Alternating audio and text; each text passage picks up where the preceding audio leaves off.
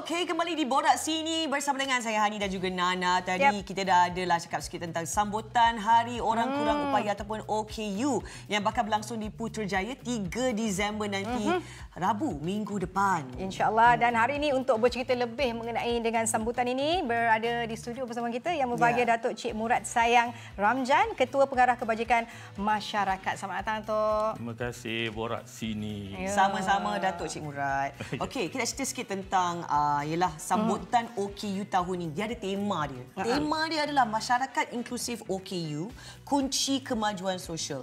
Mungkin Datuk boleh terangkan apakah jenis ataupun kategori OKU pada mulanya? Okey. Terima kasihlah Hani, Madu dan Nana. Hani, Madu. Dah lah Hani, lepas tu Madu pula. Nampak? Dia double manis. Manis gila. Yes, double.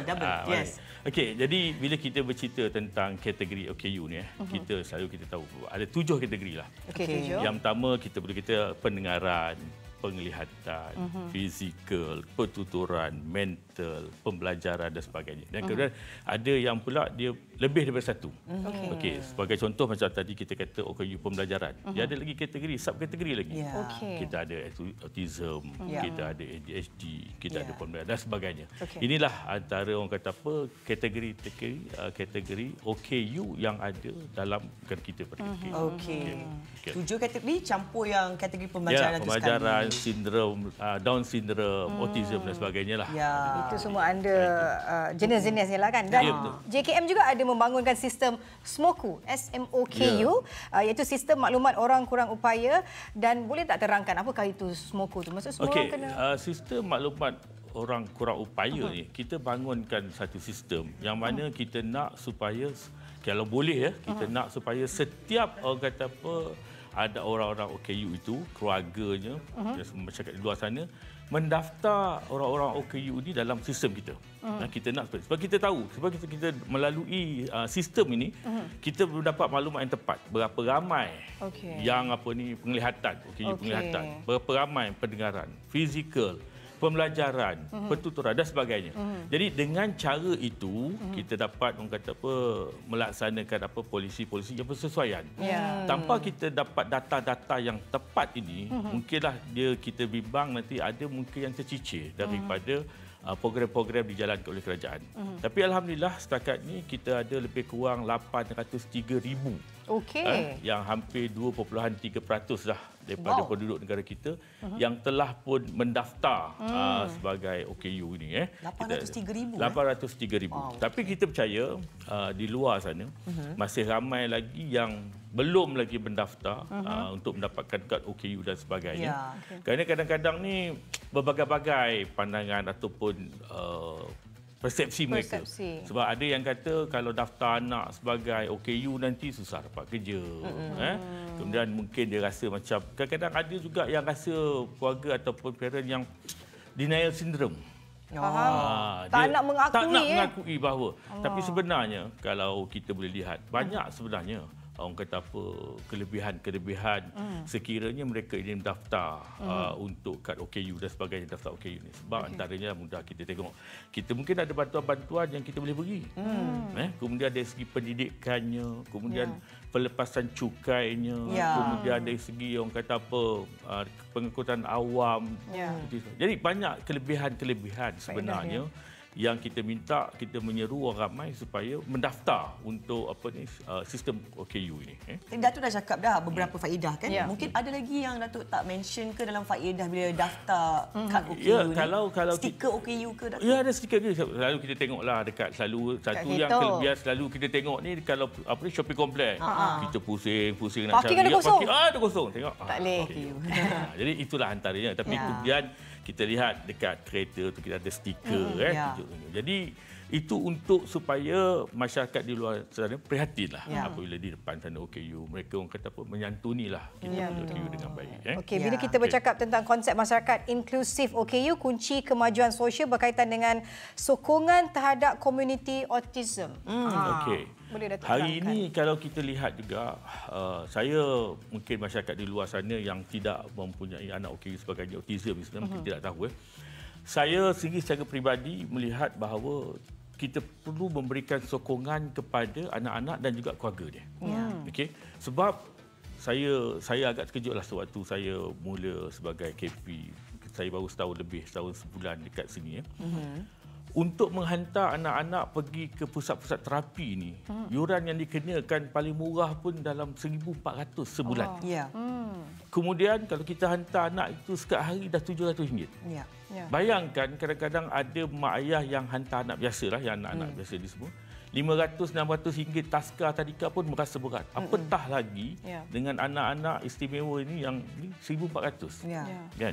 Jadi tentulah kita merasa setelah ibu bapa ni diuji dengan ujian yang pada ujian yang berat. Ya.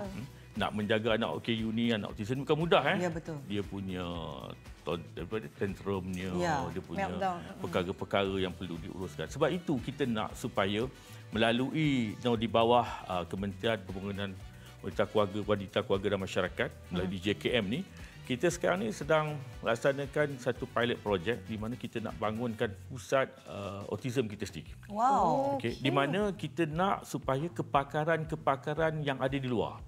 Misalnya ada beberapa syarikat, apapun NGO sana tu yang memang melaksanakan program ini dengan universiti tempatan. Dan kita nak supaya kepakaran itu dipindahkan kepada pegawai-pegawai JKM dan kita akan berkolaborasi dengan semua. Masya Allah, bagus. Kita akan bangun. Jadi kita harapan saya sendirilah cara peribadinya. Saya harap supaya akhirnya nanti kalaulah ibu bapa itu paksa menghantar, mungkinlah yuran yang dikenakan tidaklah semahal Sekarang ni.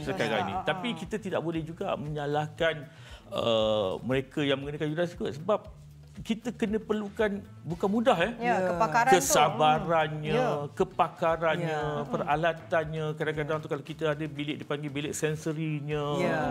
Ini benda-benda yang kita perlu tahu di luar. Dan autism juga level dia lain-lain kan. Ada yang severe, ada yang moderate, ada yang verbal. Non-verbal. Verbal, non-verbal. Jadi rasa satu inisiatif sangat bagus pada JKM yang terangkan oleh KP kita sendiri, Datuk Cik Murad. Dan mungkin boleh cerita sikit apa yang akan terjadi nanti untuk sambutan Hari OKU minggu depan. Dia tahun ini macam mana sambutan itu? Kita 3 hari bulan Disember ini adalah merupakan sambutan Hari OKU sedunia. Jadi sebab itu tadi Hani tanya saya 3 bulan untuk Rabu. Ya.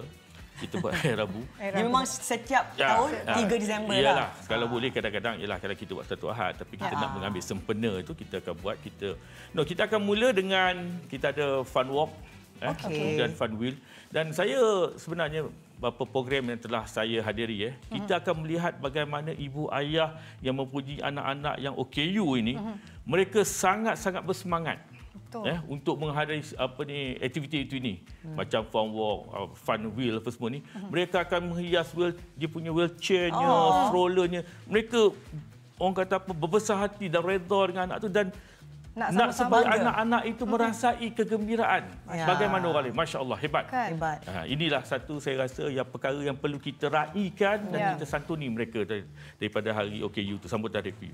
Dan tentu juga kita akan ada banyak program-program yang kita akan ada sesi podcast, kita akan ada pengalaman orang OKU dan juga mak ayah yang mengendalikan anak OKU dan kita nak juga supaya memberitahu kepada OKU apakah bantuan-bantuan dan bimbingan yang boleh diberi kan.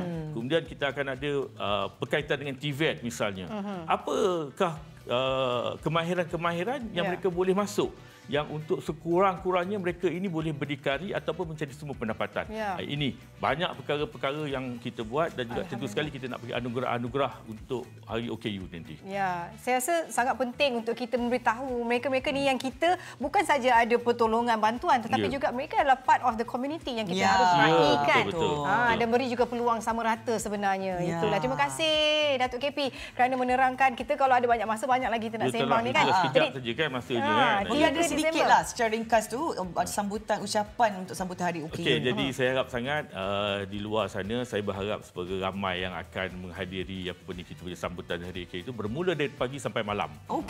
Jadi banyak program-program yang telah kita rancang dan kita nak buat dan insya-Allah saya yakin dan percaya bahawa program-program yang kita buat itu akan memberi manfaat kepada insya-Allah kepada terutamanya kepada orang-orang OKU ini dan marilah kita beri sokongan dan santunilah mereka dari kegolongan yang tentu sekali dalam kehidupan ni tak semua orang yang kata apa hidupnya sempurna sebagainya. Baik, insya-Allah. Amin. Terima kasih banyak yang berbahagia Datuk Cik Murad Sayang bin Ramjan, Ketua Pengarah Kebajikan Masyarakat ataupun Ketua Pengarah JKM lah.